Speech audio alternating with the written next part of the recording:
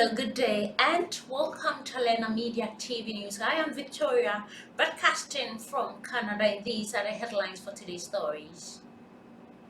17 African countries abstained from UN vote to condemn Russia invasion. War in Tigray takes a toll on children.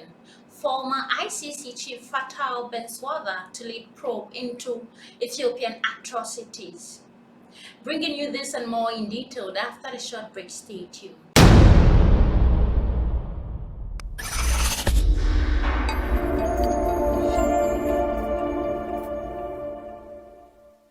Hello and welcome back from that short break. Now news in detail. 17 African countries abstained from UN vote to condemn Russia invasion.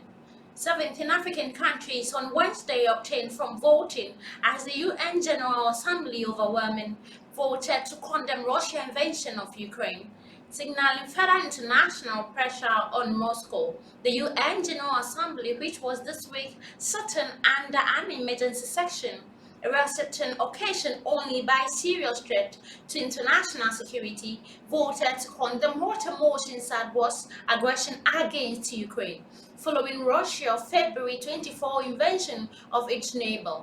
The vote, which is mostly politically symbolic but lacks legal strength, means the UN has declared Moscow's decision a violation of the UN Charter, especially on issue of terrestrial integrity. Voted by 144 of the 193 member states of the UN, the vote became only a first in 40 years when the General Assembly has sat and passed a resolution to reprimand the member aggression. Kenya, Ghana, Gabon, Rwanda, Djibouti, Congo, Somalia, and the Democratic Republic of Congo voted yes. Some 35 countries abstained from the vote, including Russia and China, and African states Burundi, Senegal, South Sudan, South Africa, Uganda, Mali, and Mozambique. Ethiopia did not take part in the voting, but Eritrea, North Korea, and Syria voted against the resolution. Adona Ayabara, Uganda, permanent representative to the UN, claimed neutrality was behind this country's refusal to vote. As incoming chair of the non-allied movement, neutrality is key. Uganda will continue to play a constructive role in the maintenance of peace and security, both regionally and globally, he said. Though Uganda has not formally stated its stance on the Russia-Ukraine war, Muhoozi Kainerugaba, the president's son and commander of land forces, suggested that Russia had valid security reasons to invade Ukraine. The majority of mankind supported Russia's stand in Ukraine. Putin is absolutely right. When the USSR packed nuclear-armed missiles in Cuba in 1962, the West was ready to blow up the world over. Now, when NATO does the same, they expect Russia to do differently, he tweeted on February 28.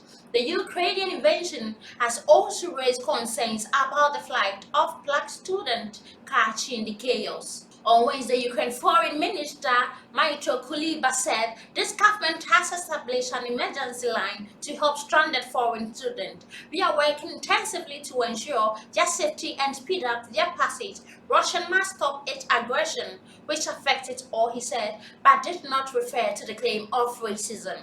The EU has earlier said its member states were accepting foreign students fleeing the war without condition. Moving on to the other story, war in Tigray takes a toll on children. Addis Ababa medical professional who spoke with Deutsche Welle reporter in Mekelle, the capital of Tigray state, say the war in Tigray has taken a toll on children.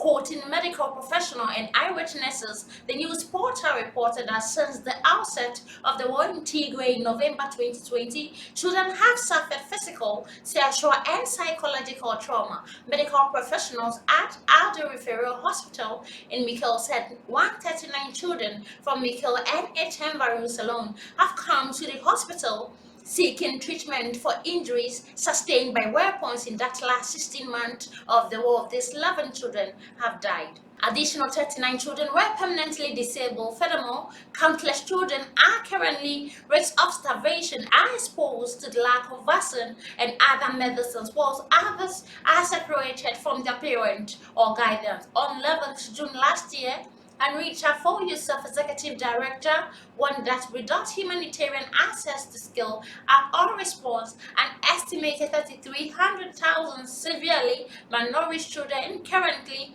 accessible areas in Tigray are high risk of death. James Alden, another official at UNICEF, said more young children are baby slide dangerously close to sickness and potential death from malnutrition. UNICEF is working with our partners to provide nutrition, healthcare, and clean water support. The world cannot permit that to happen. According to the latest humanitarian update from the UN, nutrition supplies for the treatment of severe acute malnutrition among December. However, no food distribution was reported between 17th and 23rd February, as food and fuel in the region is almost entirely exhausted. During the reporting week, humanitarian organization airlifted 47 MT of medical and nutritional supplies to Mekelle, Tigray, bringing the total supplies airlifted since 24th January to 144 MT. The supplies this week included 10 tons of nutritional supplies ready to use December and will be distributed in Mekelle, eastern and southeastern zones to treat severe acute malnutrition among children under 5, the UN said. The UN warned that of 02 March food, partners reported they have less than 600 liters of fuel available, excluding contagious stock, and only around 800 metric of food commodities within Tigray. Moving on to the last story, former ICC chief Fatou Bensouda to lead probe into atrocities in Ethiopia. Former International Criminal Court chief prosecutor Fatou Bensouda was appointed on Wednesday to head the UN Commission inquiry into alleged human rights violation by all parties to the conflict in Ethiopia.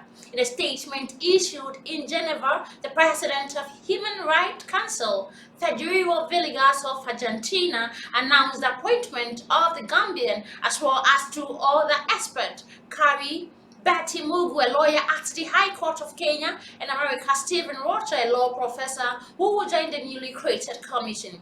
Fatou Bensouda was the ICC chief prosecutor from June 2012 to June 2021. The International Commission of Inquiry on Ethiopia that she will lead was established for a period of 1 year. Its mandate is renewable necessary by Human Rights Council resolution on 17th December. Since its outbreak in November 2020, the war which began in Tigray, northern Ethiopia, and then spread to the neighboring regions of Amhara and Afar has been marked by numerous allegations of abuses on both sides. Last November, a joint report by the UN High Commissioner for Human Rights Michelle Bachelet and the Ethiopian Human Rights Commission documented possible war crimes and crimes against humanity in the conflict.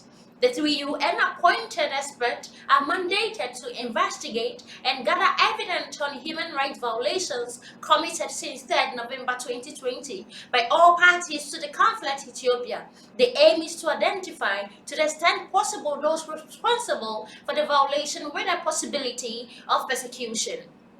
The resolution establishing the Commission was tabled by the European Union and adopted by 21 votes in favor out of 47 states in the Council, against 15 votes, including China and many African countries, and 11 abstentions during the special session of the Council. The Commission will be required to provide an oral update on its work during the 15th sections of the Human Rights Council in June 2022 and a written report at the following section in September. The conflict between Ethiopian government forces and rebels in Tigray has left thousands dead, more than 2 million displaced, and hundreds of thousands and Europeans in near starvation condition, according to the UN.